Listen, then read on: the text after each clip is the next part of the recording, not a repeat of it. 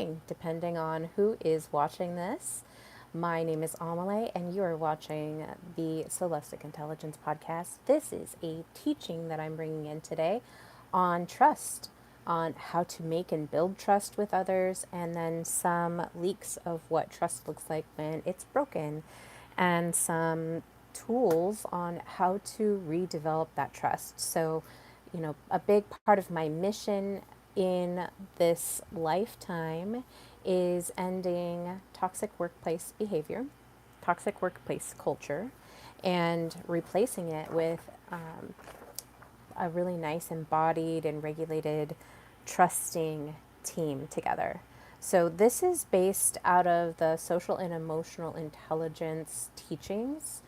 I want to just start with what is building trust. So, building trust falls into the relationship management portion of emotional intelligence. So, you have emotional and social intelligence, and they're very much related. And this is what you learn when you're learning emotional intelligence tools. A lot of the emotional intelligence that you're going to be learning is, building self-awareness, building accurate self-assessment, emotional accuracy in the things that you're feeling, because we all do experience feelings from time to time. Even if we're suppressing them, even if we think that we're not emotional, we are still emotional beings. It's a part of this beautiful body that we have that gives us this really deep knowing of ourselves. Okay? So, what is building trust? So, building trust is defined as being trustworthy and ethical when working and relating to others. So, the ability to establish a bond of trust with others. That is what building trust is. And, some of the early on things about trust is you imagine it kind of being this balloon, and trust builds and builds and builds. And, it's through constant repetition, constant checking in, constantly, owning accountability for things if things go wrong, or, being upfront and honest about things that you need to tell the truth. Hello, Fast Edits and Animation. Welcome, welcome, welcome.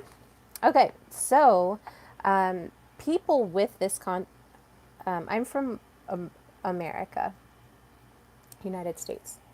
People with this competency of building trust, they are going to be able to share information, including about themselves, and this is going to be appropriate self disclosure. So things that are not inappropriate, that are definitely appropriate to be sharing with it. They're not like saying, oh, this about me or that about me, like being a little too, like sharing a little too much information, because that can happen, right?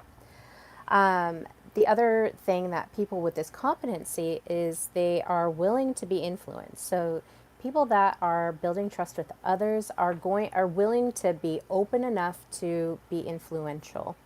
You're from Brazil? Welcome from Brazil. I like that. Yeah, share where you guys are from. Curious. Marketing. What do you mean by that, Satya? Which mobile are you using? Mobile? I was born there, and I am right now. I just know how to speak English very well. That's great. T-Mobile? I'm not following, but maybe you can illuminate me on what that is. Okay, so these people are willing to be influenced. They're able to change their minds of things that are influencing them. So let's say that you're a leader, you're the manager of like a team of 5, and one of the team members comes up to you and they say, we've been doing this way, but maybe this idea is a better idea. What do you think? And so instead of being resistant to that idea, that leader is going to be open enough to and genuinely curious to see how well is this going to play out if this idea is good. Hi. Hello, guys. Yeah, drop in and say hi. Don't forget to like and subscribe. Appreciate that. So they're willing to change their minds as a result of talking with others. I love talking with others. It helps me to see perspectives that I normally would not perceive in my own thinking. And so when people come into my chats, even and they suggest things, I first and foremost, I'm going to be very open to what information they're giving me because I'm genuinely curious. I want to know how other people think. I want to know, why they came to that conclusion, and I do ask questions of, can you illustrate more of what you mean by offering this piece of information? I liked and sub. Thank you, Fast Edits. Chicken Queen, what's going on? I love chickens. Okay, so they're willing to be influenced. So think about that, boss that I had the manager that I was just discussing, like that team, that teammate, their employee came to them and shared, a piece of insight from their perspective without fearing a consequence that's going to come out of that leader, that manager. And that's what building trust is. When you have leaders, when you have managers that are holding positions of power and you're looking to them to give them sound advice to make sure that the vision that everyone is working towards is heading into that direction, that is super important for building that safety of bringing and of engaging and bringing new information to the leader. So they need to have this trust and that engagement with their team. People that are competent in building trust with others also treat people fairly. So, and they're consistent about it. They're consistent about their fair treatment of others, and they do so with respect. They are actually attuned to their team and noticing if something is not right, going to that person and, privately having a discussion with them of, is there something that I'm doing that I'm missing out, that's, you know, that I'm just not noticing right now? Just really being candid and open to receiving that information. I trust you enough to give me really good feedback on, my influence in the team. Is there something that I'm doing that is not landing well? Is there something that we can change? What would you suggest?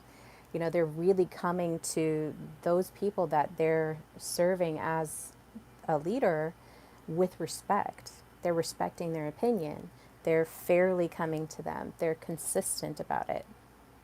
It's not like today I'm going to ask you I'm going to ask you for your opinion, but tomorrow if you come to me without me coming to you, then I'm not going to listen.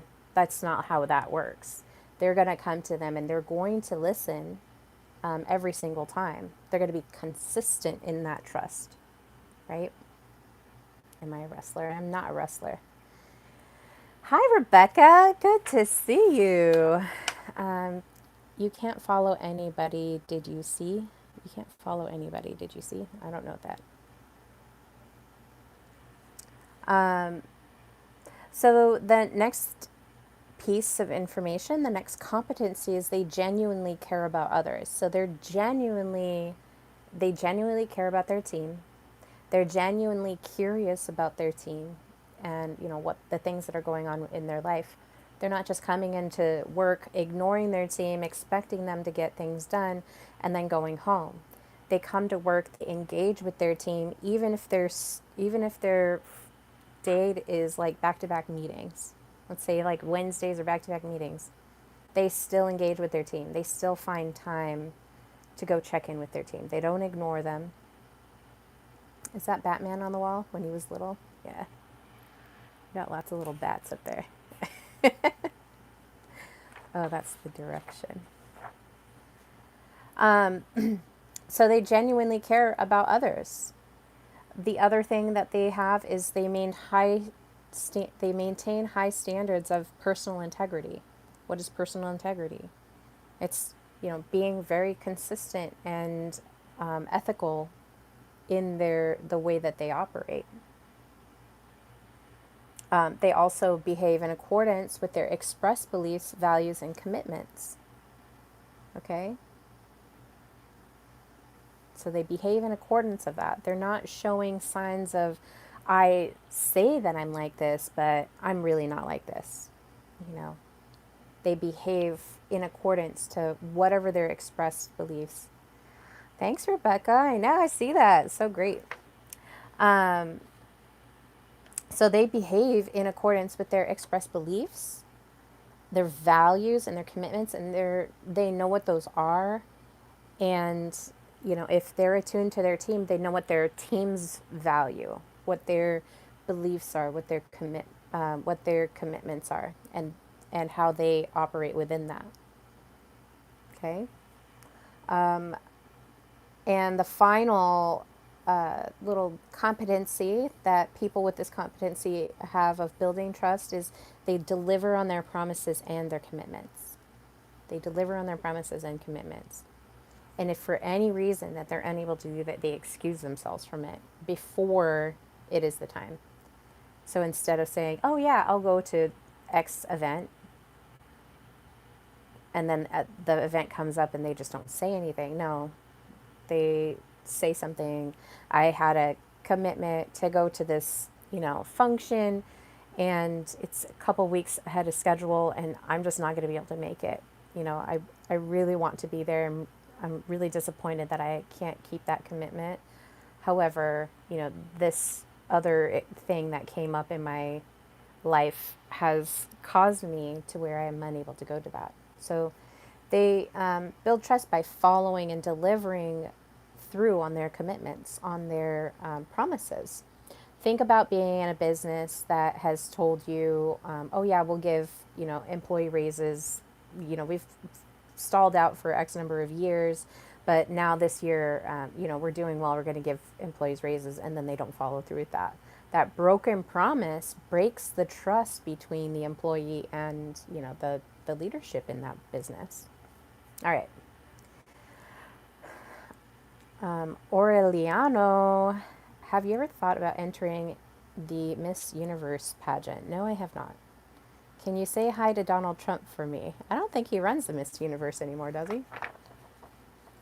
All right, let's talk about people that lack in building trust, that they don't have high competency in this. So they're unable to establish open, candid, and trusting relationships. So even just starting this building of trust they're just unable to do it. They have developed a reputation for lacking integrity.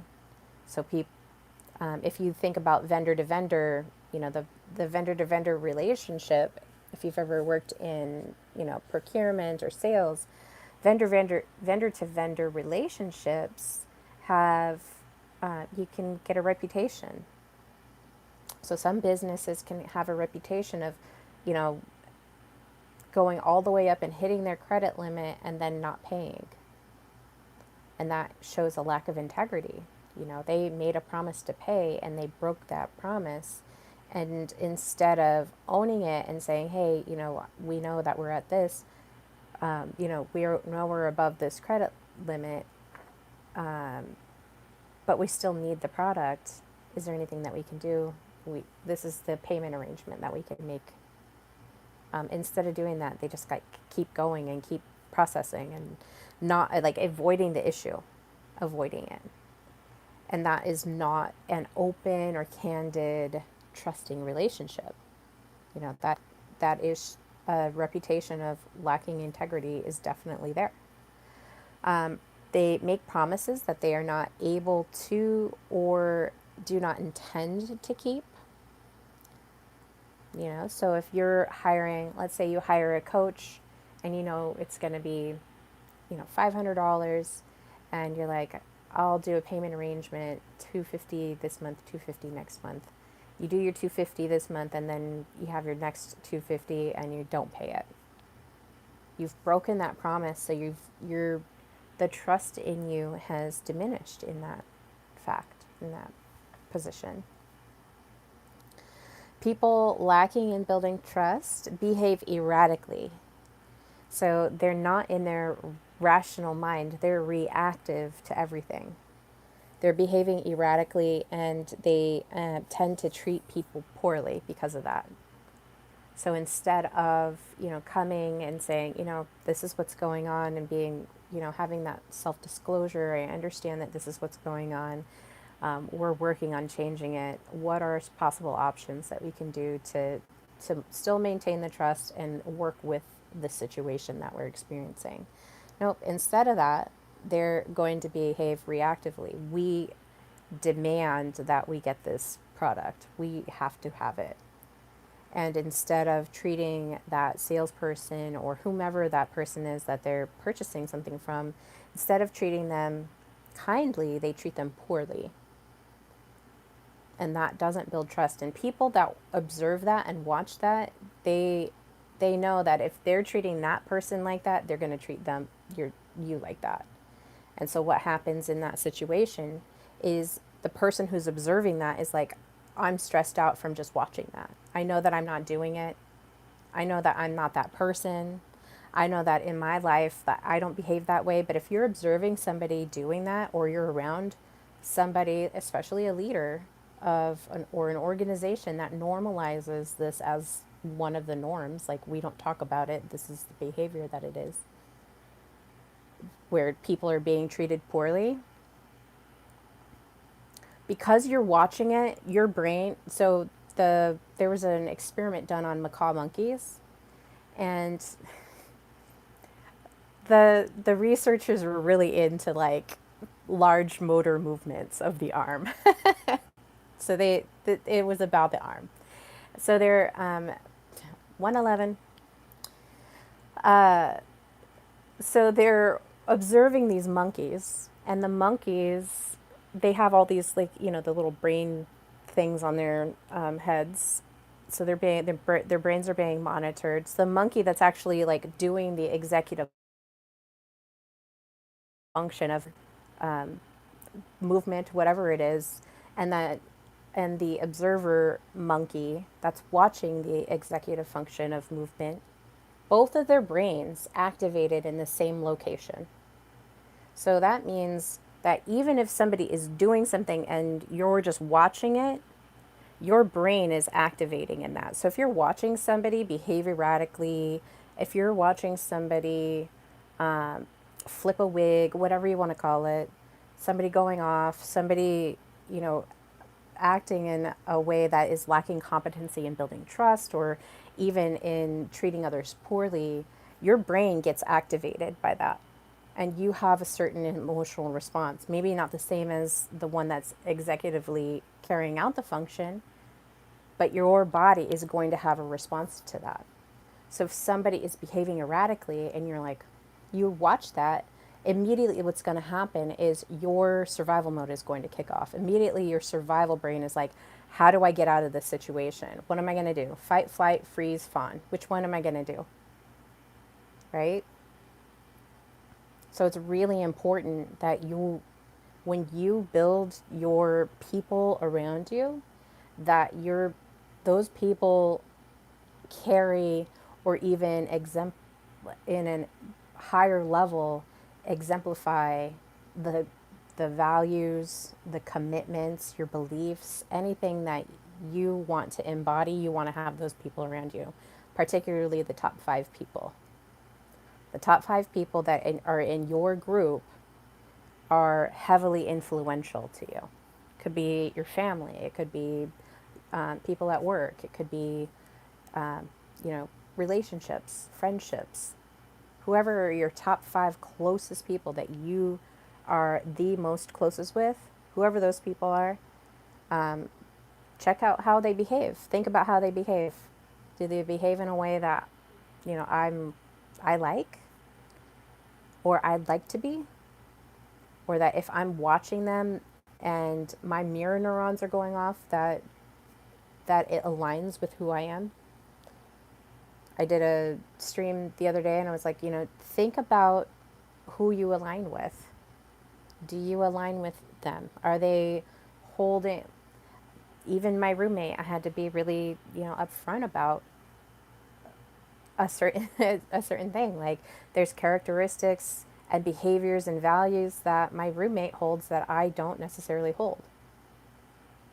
And so because of that, there's like a little bit of a, disconnect. It's out of alignment. We're not in the same boat. Same thing with a partner. You know, there's certain behaviors that can trigger things within you that you don't necessarily hold or don't want to hold. Okay? And then finally, people that lack building trust are likely to undermine others for their own gain.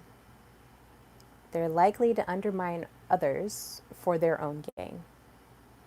And most of us don't like to be around people that are like that. It's very difficult for us to be around people that are like that. Okay? So let's talk about some behaviors of a high trust leader. And we're going to talk about how to develop these skills to be a little bit more embodied in this. So I'm reading from the Institute for Social and Emotional Intelligence. But the 13 behaviors of a high trust leader from The Speed of Trust by Stephen M.R. Covey. So what separates the great leaders from the good ones? What makes a manager of choice by his reports, peers, boss? While there are many elements to this question, there's one common thread throughout, that of being a leader who could be trusted. So when I look at like I'm looking at the leadership development of, what the results are from the statistics that are pulled from leadership and development, because I'm very much honed in on that. I'm looking at trust and management, and sadly, trust and management went from 46% trust in management in 2022 to 29% in 2024. There's been a huge decline in trust in management. Why? Well, I just gave you a bunch of lacking of competency, but one of the common threads here in what makes a manager, and what sets apart great leaders from good ones, that is the issue of trust. Can you trust them? So a high trust leader is personally trustworthy, has the ability to create trust with others interpersonally, and is able to extend that trust organizationally.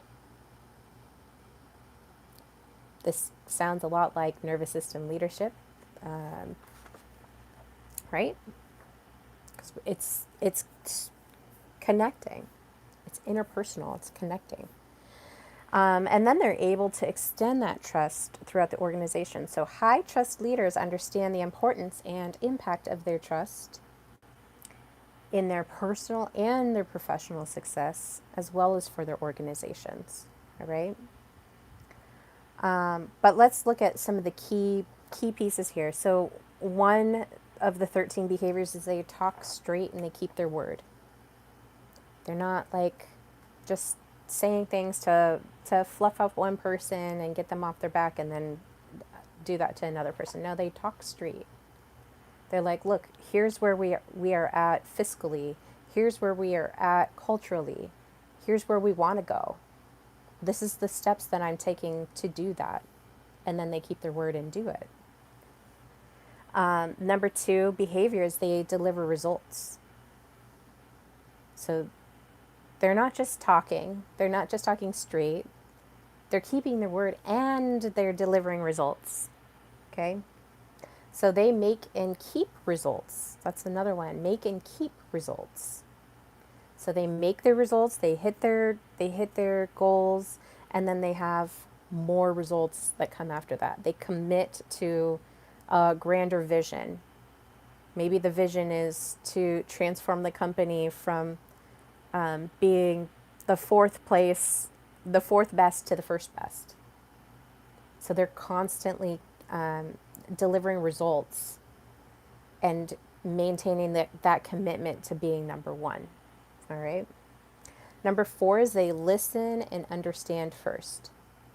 A stressed out, lacking trust leader is not going to be able to listen and understand first. I guarantee you that person, that leader, is reactionary. They're reacting to all of the stimuli that are going on in the situation. They don't hold the nervous system, the regulated nervous system, in order to listen and understand. It's not until they can get into a regulated system that they are able to get into that listen and understand piece. The next one is they demonstrate concern, respect, and caring. Okay, they demonstrate concern, respect, and caring. They notice when something's going on. Maybe your dog died and you come into work and you're just like really, really sad, and you're just kind of, you know, don't want to talk to anybody about it. You just want to come in, get your work done, and go home because you're in mourning. A good, trustworthy manager is going to show concern for that. What's going on?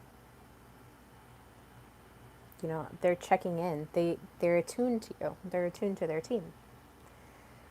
And they do it in a respectful way, genuinely curious, not in a negative way, not in a like, oh my gosh, what is going on with you?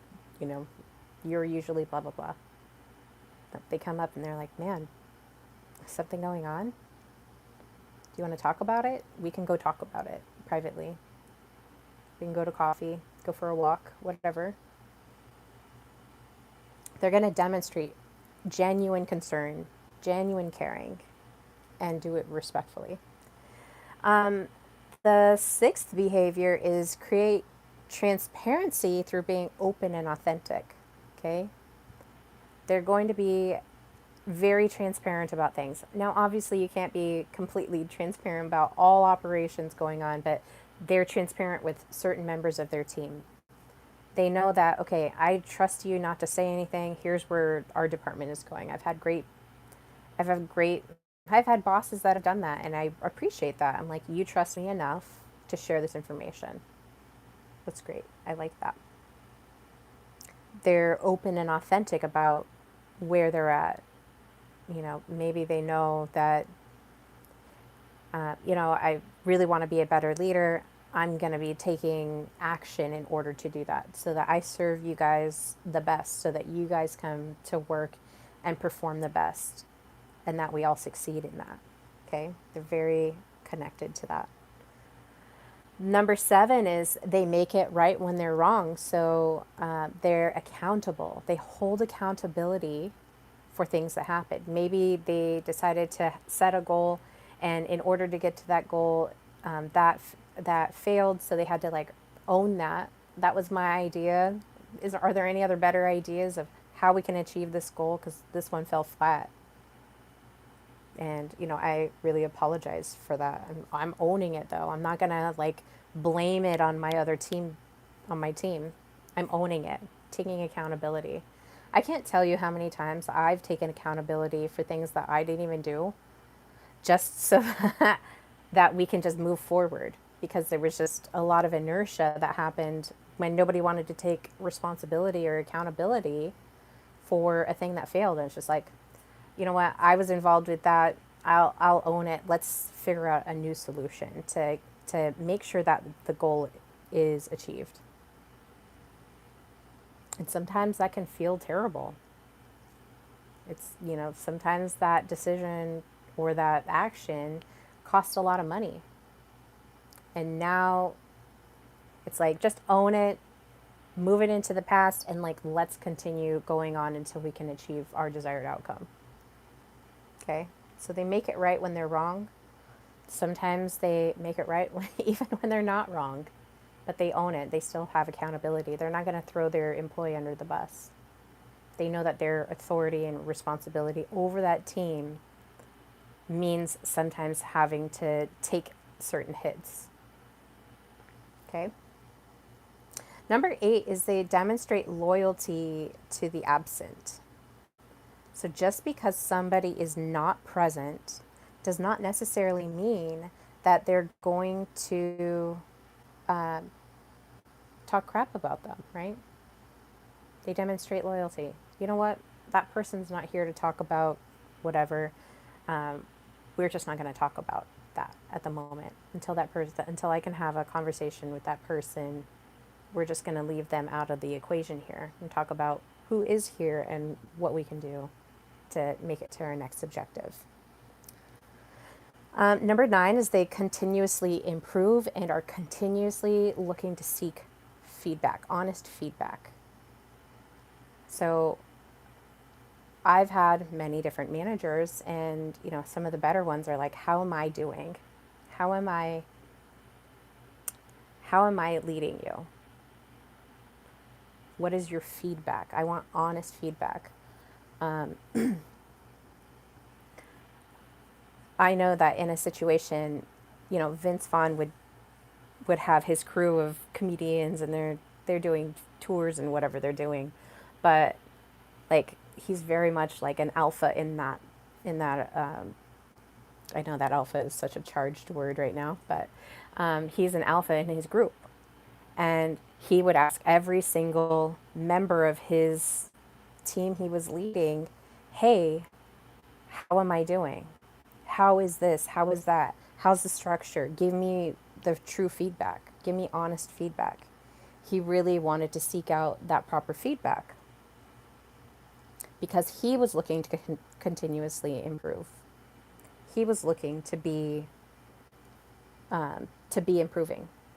And that's what we want with our leaders. We want our leaders to constantly seek out feedback from their team. That's how they connect. That's how they attune, okay? And that's what builds trust, not just for the leader, but for the team as well. It's a co-creational relationship. Number 10 is they tackle issues head on, even the undiscussables, all right? Those difficult conversations, the things that they don't want to talk about. Sometimes maybe it's a hygiene issue at work. That's an uncomfortable, difficult conversation to have, okay? Maybe it's discrimination, and it's a very sensitive situation that happened. Maybe it's harassment. Maybe it's retaliation that they're noticing. Maybe it's not even in their team, it's in another team, and they're like, man, I really need to come in and maybe step in, because that person does not look like they're doing well. They tackle issues head on because they care about people. Remember, they demonstrate concern, respect, and caring for everybody, not just their team, for everybody around them. Everybody that is in their influential circle, they're building trust. Okay. And then number 11 is they clarify and renegotiate expectations. Now remember, these individuals are able to, they're open, they're genuinely curious, they want to hear all of the ideas, they want to hear all of the, whatever that anybody can give them, and they will clarify and renegotiate expectations as needed. Things that are going to help move the bar forward. Number 12 is they create and expect accountability. So remember, we were talking about their own personal accountability, but now they're looking at outside their teams of where am I going to create accountability in others? And that's delegating, okay? They delegate appropriately.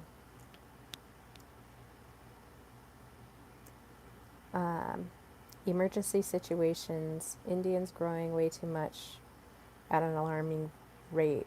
We need to do something. I don't know. I mean, I would think that we would want to create families in our own nation, right? Okay, number 13 behavior is extend trust to others. So they will trust others by extending that trust to them. So the boss that's just like, I'm going to take on everything. I'm not going to say no to other departments when they try to lay things onto my department. I'm going to I'm going to trust that they're going to be able to, that the department that is responsible for that particular piece of work is going to be able to do that. The extend trust to my team. I know that my team is going to get their job done. This is a huge problem with remote work right now. So many managers don't trust their team. They don't have this trust built, these behaviors that I'm talking about. And they can't even trust those that are working remotely to do the job that they were hired to do.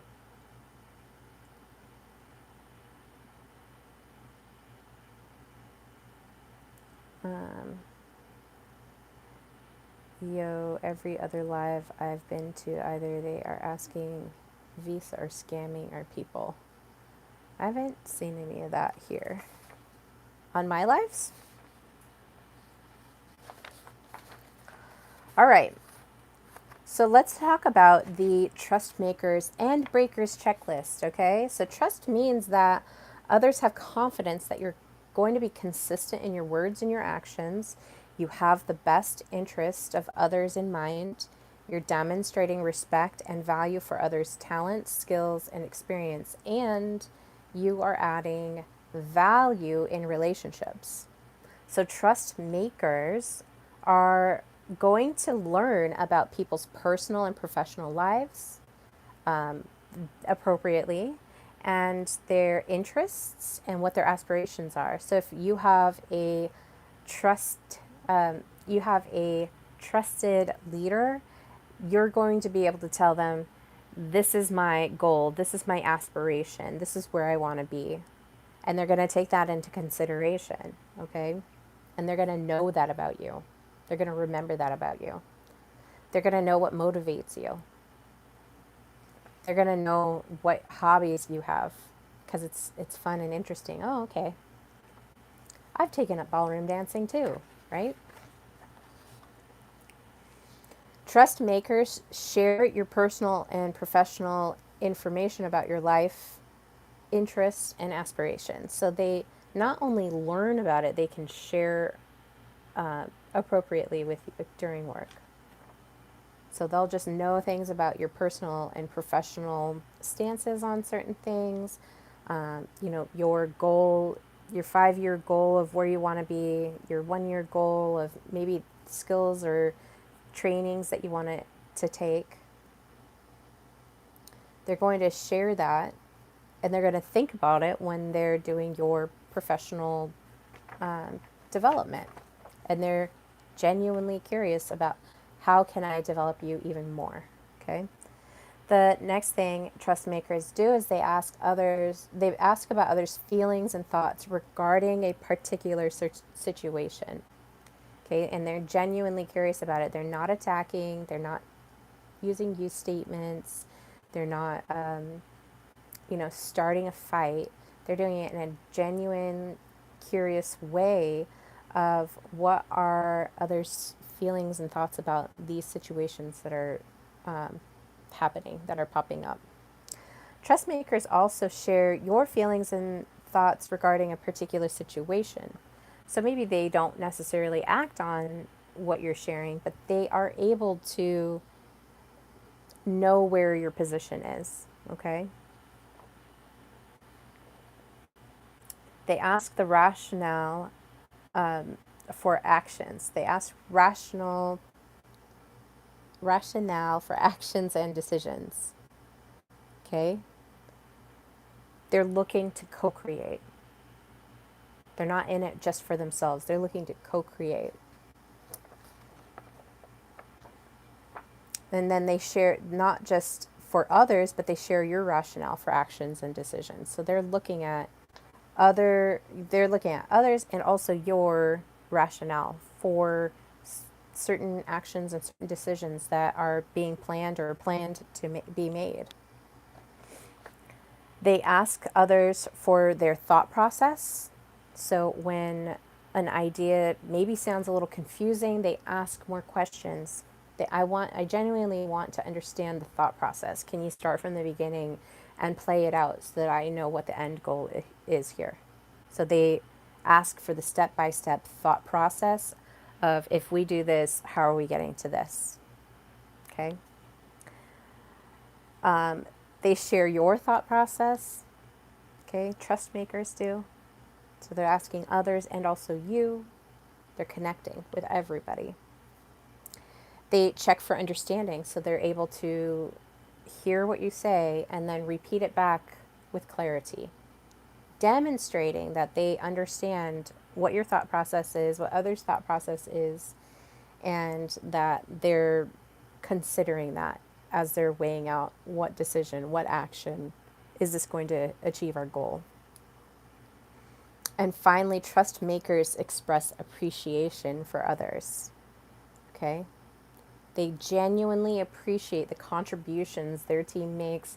They genuinely appreciate the contributions that other departments may make cross functionally, other leaders make. They go to them with genuine appreciation and they're able to express that. They say thank you.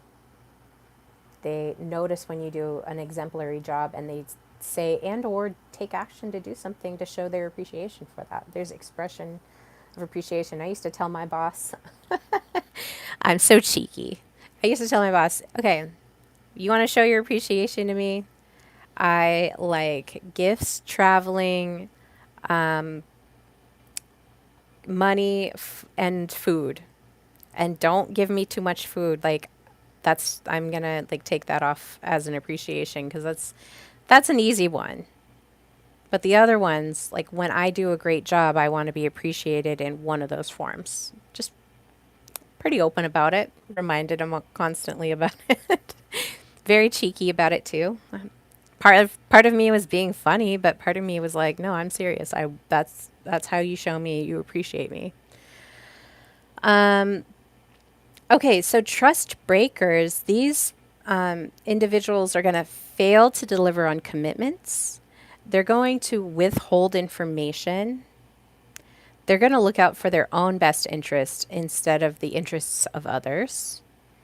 They betray confidences.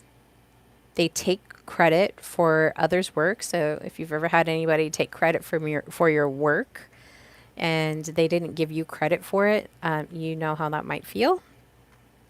They blame others for mistakes. So instead of accountability, they're going to blame somebody. It wasn't me. It was this that happened. It wasn't me. It was this person. It wasn't me. It wasn't me. They jump to conclusions without checking in on the facts. That's a trust breaker. They knowingly mislead or lie to protect themselves. They say one thing and then they do another.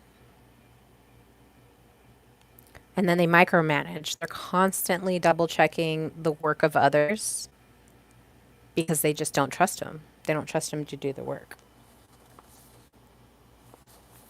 All right. How can you build trust? So, as we kind of key up and finish this teaching of building trust, which is being trustworthy and ethical when working and relating to others, ability to establish a bond of trust with others. So, development tips are, it takes a long time to build trust and only an instant to destroy it. Okay. I think about those two C-suite people that were married to other people, not to each other. And I can't remember the name of the company, but they were shown on a kiss cam, or not even a kiss cam. It was like a kiss cam type situation. They saw, they showed the world that they were operating in a hidden way that instantly destroyed their trust with both of their partners, their family, but also with the employees of that company. Okay? It takes a long time to build trust and an instant to destroy it. It instantly, like they got fired. Instantly, their spouses were like, yep, not doing this anymore.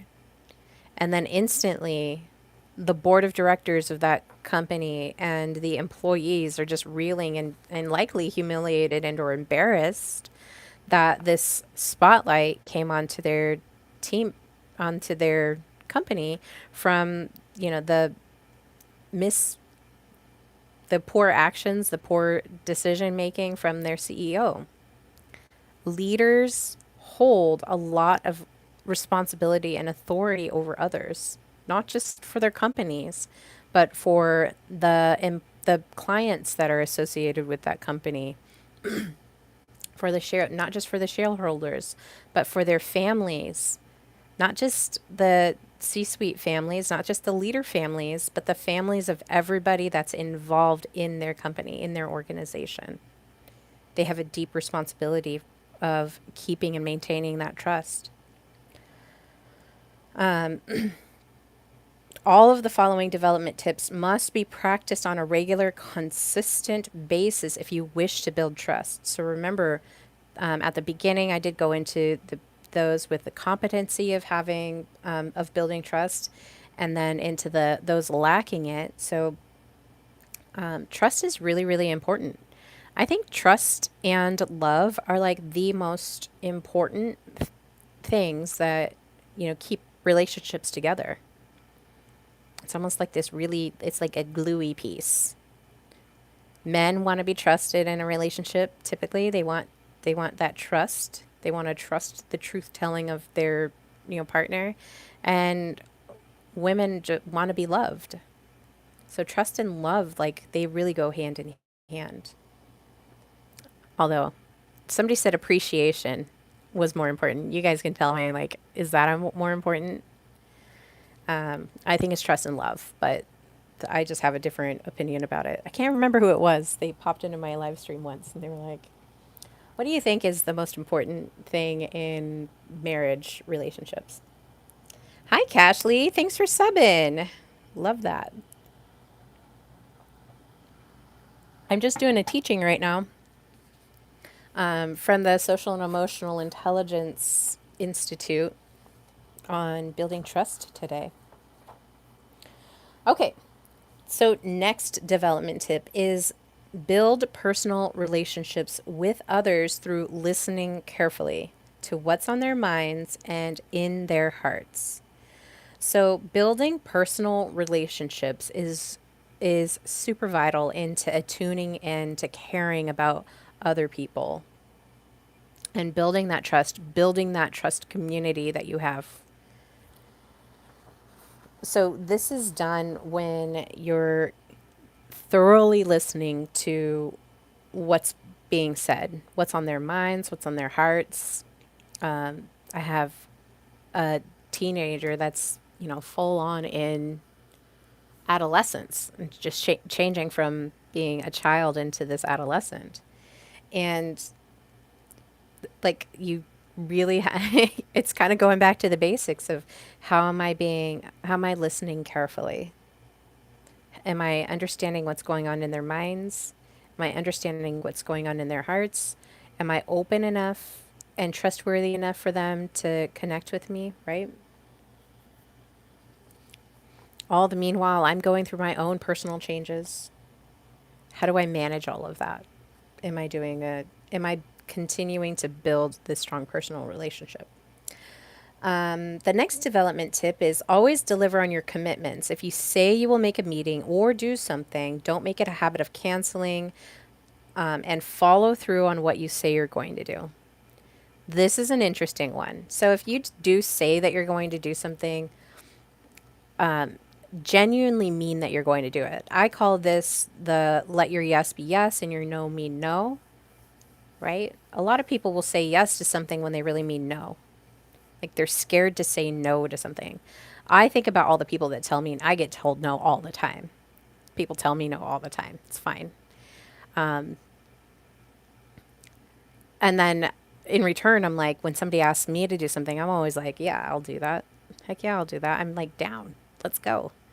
But there's appropriate times when I have to say, no, I can't keep that commitment.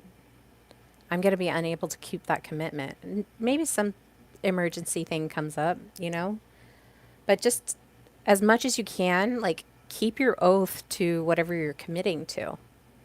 And if you need to remove yourself, just be really own that. Own that. I committed to, you know, meeting once a month, and I'm just unable to do that. I'm really sorry. Like there are certain things that came up and I really want to keep that commitment, but I just don't have the time for it right now. I'll continue thinking about it in the future. However, at this moment, I'm just unable to keep that commitment and I don't want to let anybody down. I think about this in like the dating apps. So people will go into the dating app. Let's say I go into the dating app, I put it in my profile, and then I get all these messages that come into my inbox. And so I'm like going through them and maybe speaking with some of them. And a lot of people, what they'll do is they'll just ghost. They're not going to, like, if they start talking to somebody, they'll just ghost. And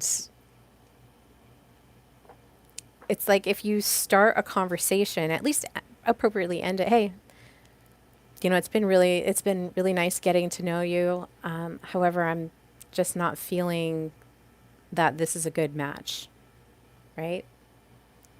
Just showing a courtesy, a little bit of integrity of, I appreciate the time that you've given me. However, I just don't feel like I'm being a match. I know what. Oh, I think you might have got cut off. Yeah, just put the rest of the situation in there. But that's like if you're engaging, if you're having that sort of engagement, at least have the courtesy to say, maybe you've met somebody else. I really enjoyed getting to know you, but I've met somebody else and I want to see where it's going to go. And I don't, I just wanted to say thank you. But it's a no from me in the moment. Okay. Like that's a lot kinder. Holds a lot more integrity than just ghosting that person. I know what that feels like. You're lovely, lovely, you're talking about it. Yeah. Like a lot of people, this happens to a lot of people. But you want to deliver on your commitments. You're showing your true colors when you go into those kind of situations. And maybe it's not for you. And that's fine. But there's a lot of ghosting that goes on there. There's a lot of ghosting that goes on in other things. Like people come and slide into my DMs and I'm like, hey, look, I'm only available for this. If you're pursuing anything other than a professional relationship, it's not for me. And it's a waste of both of our time. So, if either you want to work with me or you don't in a professional setting, in a professional way. And I have to hold integrity in that too. So anytime somebody messages me, unless it's like looks really scammy, I'm not gonna put myself out for like an account that has like 8 people and they're all women. Like they definitely have a profile that they're looking for, and I'm not available for that. However, if they look legitimate and they're reaching out to me and they're saying, hey, I have this offer, or, hey, I have this, hey, what's going on?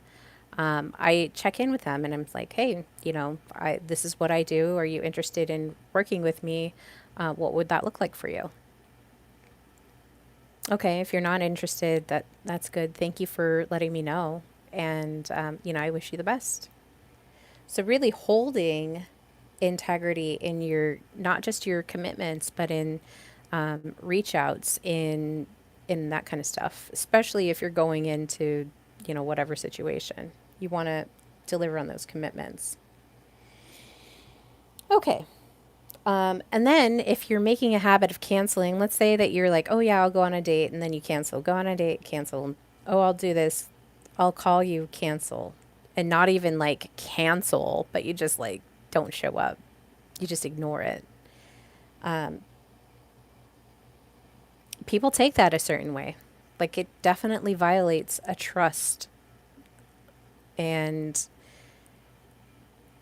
it's hurtful. Especially, it just depends on like what the relationship was, but it is hurtful for that to happen. So the next development tip is be accessible. Your coworkers will find it hard to trust you because you have just because you have a title. So if you're a leader and you want your coworkers to trust you and you're closed off and have no time because you're so busy, it's gonna it's gonna be difficult for them to build trust with you. Because remember what we just said, if you have a habit of canceling or a habit of ignoring or just blowing somebody off, just like, oh, I'm not going to communicate with you, and you're not accessible, then it's going to be difficult to build trust. And I'm going to say that this is one of the hardest things, especially if I'm working in a high demand job. It's hard for me to be seriously accessible because I kind of nerd out, you guys. I get into a zone. I'm like, oh my gosh, these things got to happen. And so that being accessible so that, the team knows that if they reach out to you, you're going to answer them. If they reach out to you with a thing to solve, that you're going to be available to help them solve that problem. And just because you have a title, it doesn't mean that they automatically trust you. Right now, in 2024, the stat was 29% of employees trust their management. 29% trust management. 29%. Okay. That is a troubling statistic. It shows that we're lacking competency in building trust in our leadership right now. And so that's why I'm talking about this.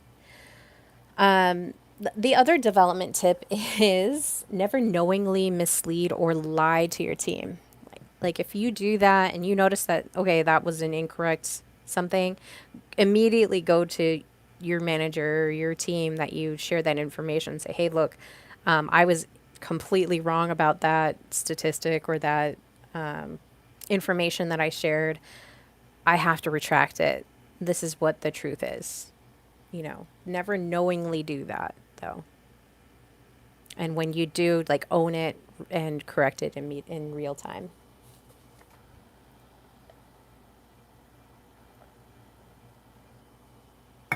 Okay. So next is consciously articulate and demonstrate your leadership values, principles, and ethic in the actions you take and the decisions you make. I'm going to tell you guys a story. I've been in procurement for a long time, and I had a manager flat out tell me, why didn't you place X order? And it was like, well, because I knew that we were over credit and that we would be overextending ourselves. And because I have ethics, right? It was a violation. If I continued to do that and operate that way, it was in violation to my values, principles, and ethic. That action that I was being asked to take. Okay? My decision was, I'm going to act ethically. I'm going to act in accordance of my values. And my manager's reply was, don't ever do that. You always issue the order and we'll figure it out on the back end.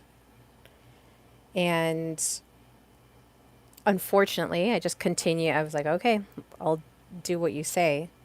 And that actually hurts me and the trust that I had with it. Started a really big spiral.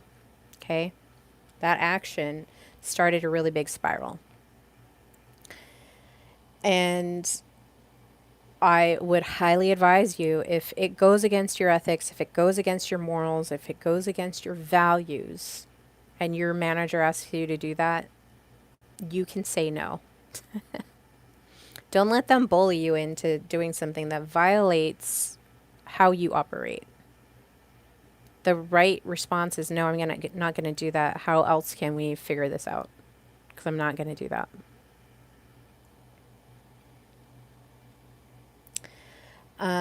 The next development tip is admit to your mistakes or your part in those mistakes. So early on, I was telling you guys on how I have a tendency of like, okay, it's my fault. Let's like just keep on going, right? Let's keep going until we get to the goal, to the end line. Let's figure out a different way to achieve this goal. And then finally, the last development tip is protect the interest of those who are not present, okay, and those with less power than you. And you guys could be coworkers, and one of you has a little less power. So I tend to be, a little outspoken, a little loud, calling things out that I see that need to get repaired, calling things out. I have a lot of personal power when it comes to like making sure that there's a fair and just system working. Like really into that. And I've had coworkers that don't have that, that feel a little under that. Hi, Mike. That don't have that same level of personal power that I do. Okay. So instead of letting them sink, I step up into a little bit of a leadership position of, okay, we're just not going to allow that kind of behavior to be carried out in this moment. I'm protecting the interests of my team, my coworkers. In fact, there were those when I had certain responsibilities that went over me and directly to my employee I was managing. And because of their interaction with her, she quit. But had I known what was going on, had they gone through the proper channels of talking to me before talking with her, it would have been a protection of her interests. I could have talked to her about that. But I was present and they went outside of that. So don't necessarily like that. Don't work there anymore. But I am calling it out. This kind of behavior is not okay in the workplace. It doesn't build trust, and it actually hurts more than it looks to short-term help, right? Long-term, it hurts. All right. Well, Mike, you just got here and I'm taking off, but you'll have a full hour of building trust teaching. Yeah, you missed a lot. I'm just finishing up right now. I just wanted to pop on and come and do another social and emotional intelligence teaching this week. Might do another one later tonight, or maybe tomorrow. But you guys have been watching the Celestic Intelligence podcast. This has been a teaching on building trust. It's very important to have trust within communities. This is a relationship management function, building trust. Just like the other day, we did conflict management. Conflict management is also part of that relationship management part of emotional intelligence.